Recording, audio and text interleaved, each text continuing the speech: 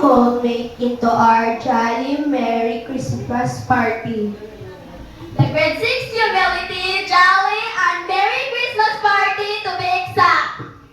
Right. Anyway, welcome. I'm Jake and We are your MCs for today.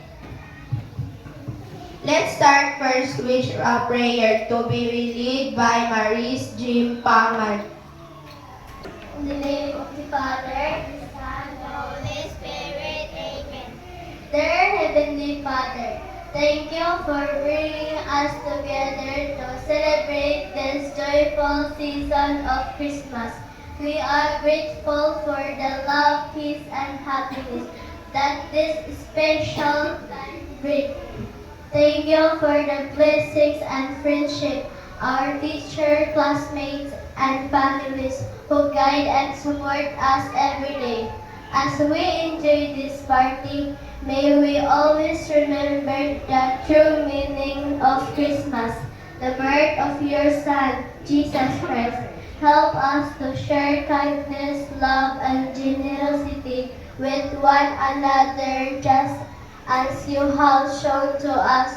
Bless the food we are about to share, the games and will play, and the moments we will cherish.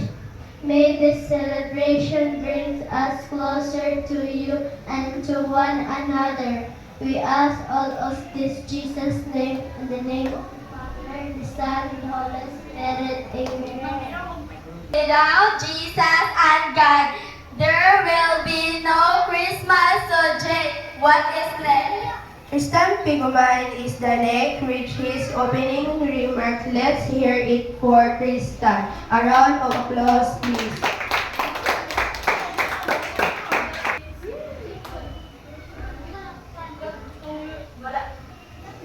Magandang araw po sa aking guro at sa aking mga kaklase. Una sa lahat, gusto ko po kayong batiin ng maligaya at makulay na Pasko. Today, we are here to celebrate not Christmas, but also the time we spent together as one classroom family. Sa kabila ng mga challenges, napakaraming dahilan upang magpasalamat lalo na sa pagkakaisa at pagsusuporta ng bawat isa. Ang ating programa ngayong araw ay napagsimuli lang, ngunit puno ng kasiyahan at pagmamahal. Meron tayong exciting games, tunting salo-salo, at siyempre ang pinakahihintay ng lahat ang exchange game. Hinihikayat ko po kayo na makisaya, makisali, at gawing memorable ang araw na ito. Maraming salamat po sa inyong pagdalo.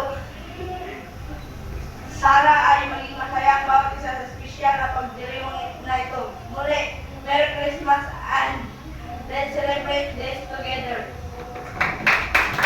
Thank you, Tristan. That was so inspiring and moving. We should have you as our scriptwriter.